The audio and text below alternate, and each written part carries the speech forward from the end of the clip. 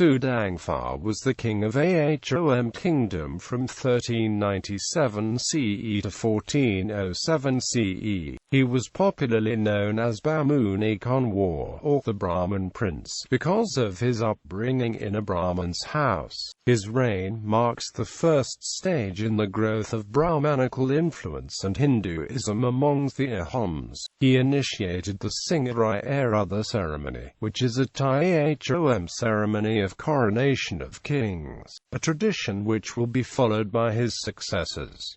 Birth and childhood. Sudangphaa was the son of Ahom King Tyo Karti, from his younger queen. King Tyo Karti went on a military expedition against the Sudya kingdom, to avenge the murder of his elder brother, King Sudangphaa. He appointed his elder queen in charge of the kingdom in his absence. The younger queen was pregnant at the time of the king's departure. The elder queen was jealous of the younger queen, as the latter was more favorite to the king, and also she was about to give birth to king's first child, which will enhance her position. Therefore, in order to get rid of younger queen, the elder queen took advantage of her position as regent to cause a false accusation to be preferred against her. The charge was investigated and declared true, whereupon the elder queen ordered her to be beheaded. The ministers, however, seeing that she was pregnant, instead of killing her, set her adrift on the Brahmaputra on a raft. The raft floated for some time and landed in Habung village, where a Brahman gave the unfortunate woman shelter. She died after giving birth to a boy and told the Brahman about the real identity of the boy. The Brahman brought up the young prince along with his other children. The young prince took the Brahman and his family as his own and spent his childhood with them. Assassination of Tyo Karti. King Tyo Karti was horrified to hear of the execution of his favorite wife, especially when a new and impartial inquiry showed that the allegations against her were false. He was, however, too much under the influence of his elder queen to venture to take action against her. This, and his failure to prevent her from committing numerous acts of oppression, irritated the nobles so much that in 1389 CE, they caused him to be assassinated.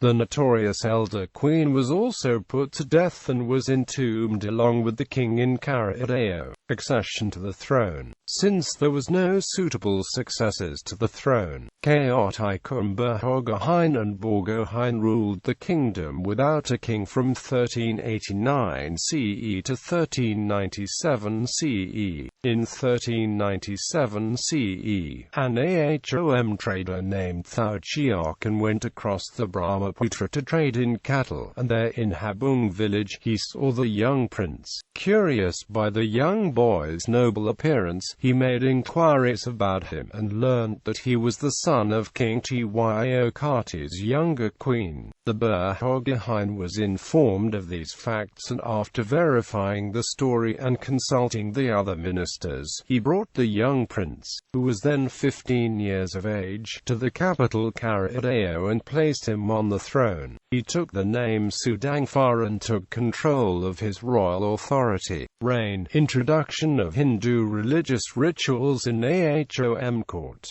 Sudangphaa brought with him from the Habung country the Brahman who had sheltered him and his sons. The latter were given posts of importance on the frontier, while the old Brahman himself was installed as his confidential advisor, and, under his influence, many Hindu rites and ceremonies began to observed. The Brahman introduced the prayer of Lakshmi Narayan Salgram in the royal palace. It was the beginning of Brahmanical influence and attraction towards Hinduism by the Ahom dynasty.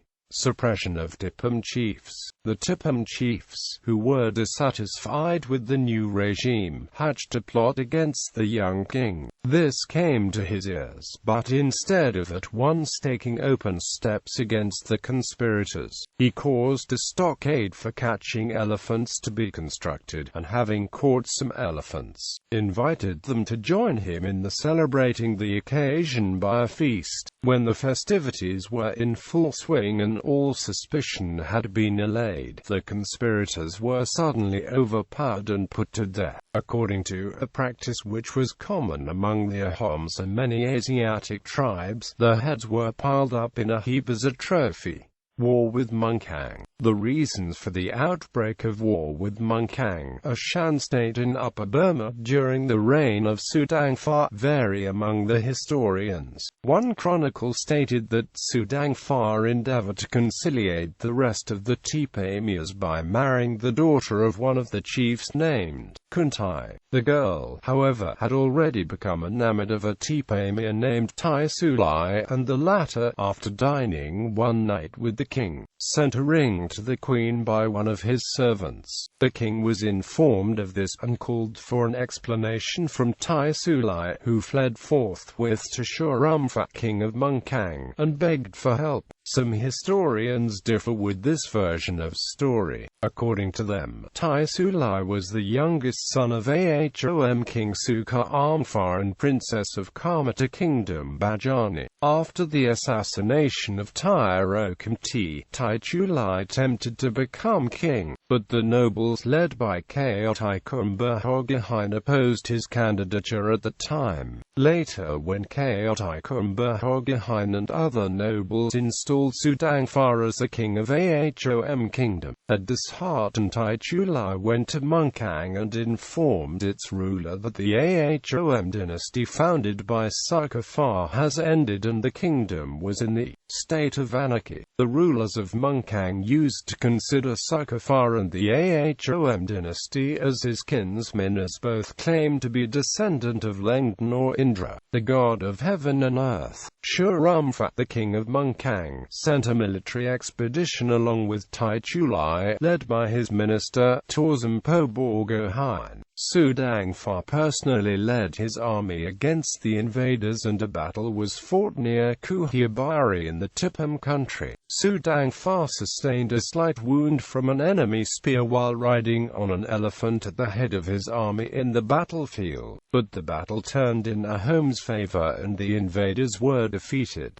Sudangphaa ordered Nangchakamborgo to chase the vanquished enemy, who chased them as far as Patkai Hill range. At last, the commander of Munkang army, Chaipau, sought peace from Ahom side, to which the commander of Ahom army, Nangchakamborgo, agreed. A formal treaty was concluded in 1401 CE, by which the Patkai Hill range was fixed as the boundary between the two countries. The meeting of the two Borgohanes, who conducted the negotiations for peace, took place on the side of Nong Nyang Lake, 28 miles southwest of Margarita, and statues of them are said to have been carved in the rock there. A solemn oath of amity was sworn and consecrated by the cutting up of a fowl.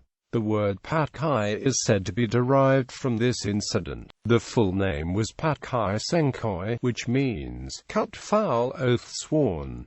The former name of the pass was Dai Kaurang, or the junction of 9 peaks. Nong Nyang means lake shaking.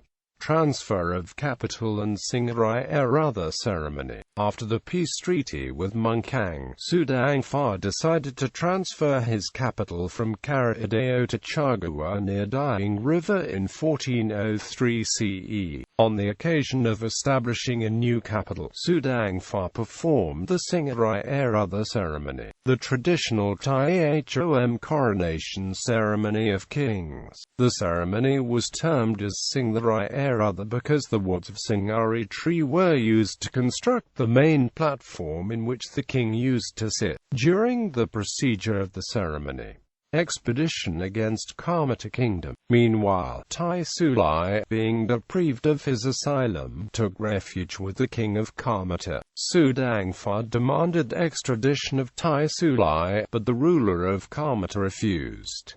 Sudangphaa dispatched Nangchakamborgo to invade Karmata. At the time, Muslim rulers from Bengal invaded Karmata. Therefore, the king of Kamata desired peace with the Ahoms. He gave his daughter in marriage to Sudangphaa, with a dowry of 2 elephants and a number of horses and male and female servants, as well as a quantity of gold and silver. Subjugation of Tipum, Kamjang and Itin tribes. The chiefs of Tipum, Kamjang and Itin tribes rebelled against the authority of Sudangphaa by refusing to pay tribute. It was found that the king of Nara was encouraging the rebels. Sudangphaa sent messengers to remonstrate with the king of Nara, who in turn warned the rebel chiefs not to expect any aid from him. This turn of events forced the rebel chiefs to submit to the authority of Sudangphaa. Death, character and legacy. Sudangphaa died in 1407 after a reign of 10 years. In his chronicle about the history of Assam, Gunaviram Baru stated that the king indulged most of his time in pleasure, which is also the reason for his demise at a young age. But its accuracy is doubtful, since none of the old Ahom chronicles or Burangies agrees with it. On the other hand, he was described as young and energetic. During his 10 years long reign, he faced threats, both internal and external, yet he never loses his nerves and deals every problem with determination and wits. During the war with Munkang, he personally led his army and gained decisive victory, in spite getting injured by enemy's spear. Sudangphaa also introduced religious practices of Hinduism among the Ahom community. Although it will take many more years to completely bring the Ahom community in its fold, the practice of Singarigharutha of Ahom kings was also introduced by him, which will be followed by his successors almost till the end of Ahom supremacy in Assam.